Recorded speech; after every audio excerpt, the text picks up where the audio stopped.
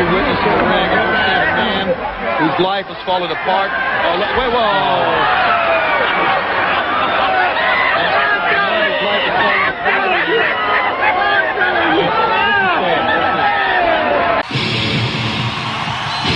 What up, Marge? Oh, yeah!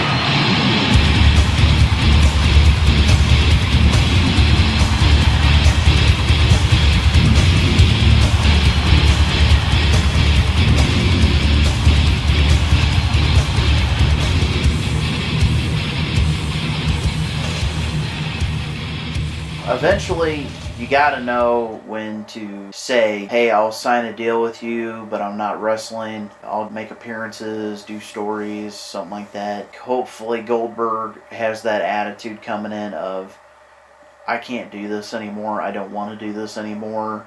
There's no reason to do it. I could never really do it, but Yeah, I thought I could. Yeah. Like, you brought up the Outlaws. You gotta wonder if, like, when they got home that night, Billy Gunn was like, why in the hell did I go out there and do this? I am too old for this crap. I am losing my hair. Yeah, Road Dogg, he can't even grow his cornrows anymore. He can't even grow his hair out. I'm surprised he was able to dig up one of his, like, old Mr. Ass pants. Mr. Saggy Ass, and he tells people to suck it, but nobody can suck it because he can't even get it up to suck it. Then you have the rolled old dog. Yeah. I mean, X-Pac can't even shit in people's sandwiches anymore because he needs fiber to shit. He ruptured his ass by doing the Bronco Buster. Yeah, He ripped his own ass. Yeah, it's about time because that move, I mean, he had it coming. Yeah. Sooner or later, it was going to happen. He's throwing his ass into a big bolt. Yeah. One of these times, it's going to rip open. Yeah. Yeah. You never think about when you're watching someone in their heyday and their gimmick, how absurd it's going to be when they're like 50. Well, if Rick Rude was still alive, could you have imagined? He knew his role. He became a spokesperson. He knew that he could no longer go out in the ring and go, da, da, da, dance around with his butt and everything. Cause you've been running from macho like I got a disease. Dude, please, your pay-per-view event was a joke. You're avoiding Randy Savage cause you know you can smoke. Come on, that phony fight the Rock straight too fast. But when I challenge Hogan to a real fight, he passed. I called him out. When you're Brock Lesnar, you gotta watch your back. Chris Benoit tried to take me out in the Elimination Chamber. You're nothing, Lesnar. And that punk John Cena I run this terrain. Here comes the pain. came after me backstage. But no matter what they do, no matter how hard they try, there is nothing and no one that can stop me. You and me, bra and panties match right now.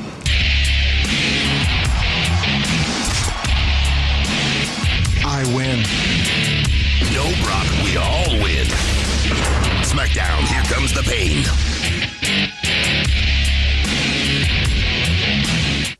It's WCW Tough Talking Wrestling. So smart they know who they're talking to. Bring it on, Ass. Goldberg, I dare you. They're really talking to each other. Goldberg, you're no match for the Stinger Splash. They actually know each other's names. Yo, Jacko, don't turn your back on me, Nash. Wow, he really knows it's Nash. Tough Talking Wrestlers even know who they're fighting. My right arm will tear you in half. Nash, like to see you try. They even know who they're pitting. No one can beat the Stingers. DDP. You 12-inch WCW Tough Talking Wrestlers come in 2-packs. Batteries not included.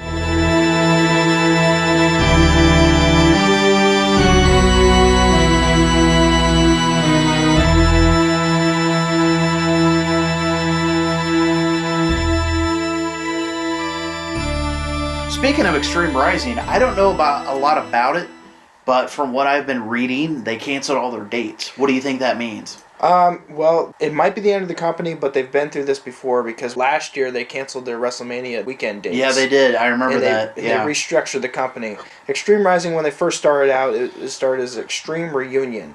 It was Shane Douglas putting it on in Pittsburgh, I think. Either Philadelphia or Pittsburgh. Mm-hmm. But somehow Shane's like, I want to do this full time. So we started Extreme Rising. They lasted for a while. Things are starting to go up and up and up. But I don't know what happened. They canceled their WrestleMania weekend shows and went away for a while to restructure. It's so sad because I'm such an Extreme Rising fan. I've seen all their big shows and stuff, and it had so much promise. They were trying to bring in guys like Matt Stryker to do their television show for the commentary. They had these great stars like Bestia 666 and all these different lucha guys, and Sabu was putting over guys like Facade, and they were bringing in all these great stars. They had Stevie Richards as the champion. He was facing guys like Luke Hawx. They just signed Jay Bradley from TNA. Things were looking really good for them. But it's a company full of little stupid small mistakes. Yeah. Like they released all these flyers all over Pittsburgh, and some idiot put the wrong date on them. So they had to go take all of them down and do that. Or they were starting to run shows in the old ECW arena again. Uh-huh. But then the arena got shut down because of health codes. It wasn't ready, so they had to cancel that show. And then a little while later, they have all these shows that just got canceled again. So I'm like, what the hell's happening with Extreme Rising? Every show they have that doesn't get canceled gets all these rave reviews. It's amazing, but they just can't seem to get over a certain hump. Well, I think what the problem was with this day and age, with, you have the E as being number one, and you have TNA being, and I use this loosely, the number two. Yeah. The problem is when you have companies that are financially backed by one person, and then you have one person being the figurehead, no matter what, you might as well call it what it is. It's a small business. It is a small business, and small business owners, if you're listening to us out there, you know what I'm talking about. You gotta understand, unless you have a huge money pit to deal with, like Vince does, you have to deal with overhead, rent on the building, insurance. Yeah.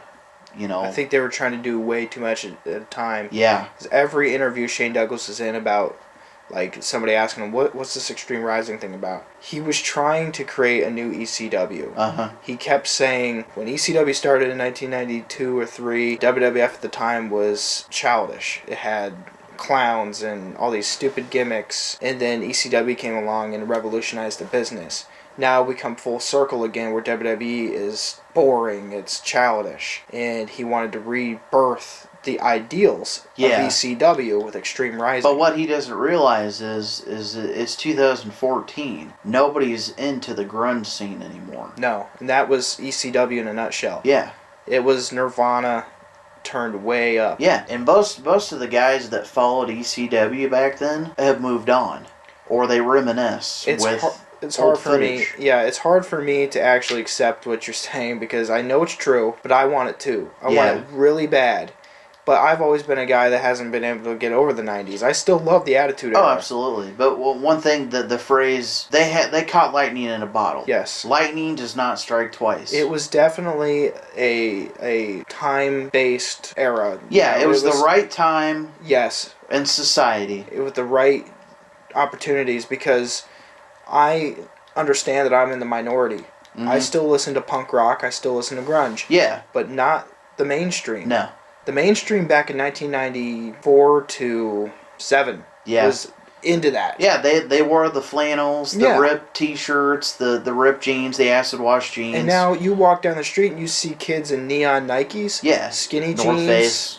Yeah. Yeah. And that's just the way the times change, So, trying to come out with a hardcore federation, people aren't digging it anymore. People want the Chikara for some stupid reason. Because they were hoping that the demographic that used to watch ECW was going to follow them. And I'd have to say there probably is a lot. In Philadelphia. Maybe not in Chicago. Yeah. Maybe not in Toledo, Ohio. Well, like you brought up before, they never went anywhere. ECW stayed in their little area. And they knew if they went outside of that area, people may not catch on to it, and they didn't. They went to Los Angeles one time in 2000, and that was for Heat Wave. And they never went back. They never went back. Yeah. No. Yeah, I don't know what's happening with Extreme Rising because they have canceled their dates, but the Extreme Rising Heavyweight Championship is being defended in some indie fed. And the last time it was defended, it was Stevie Richards versus Luke Hawx. in a fed called ECWA. Oh. Extreme Rising was set for a show. It got canceled, and they didn't want to refund all the tickets. So they said, all right, all the people that were going to the Extreme Rising show go to ECWA to see the heavyweight match.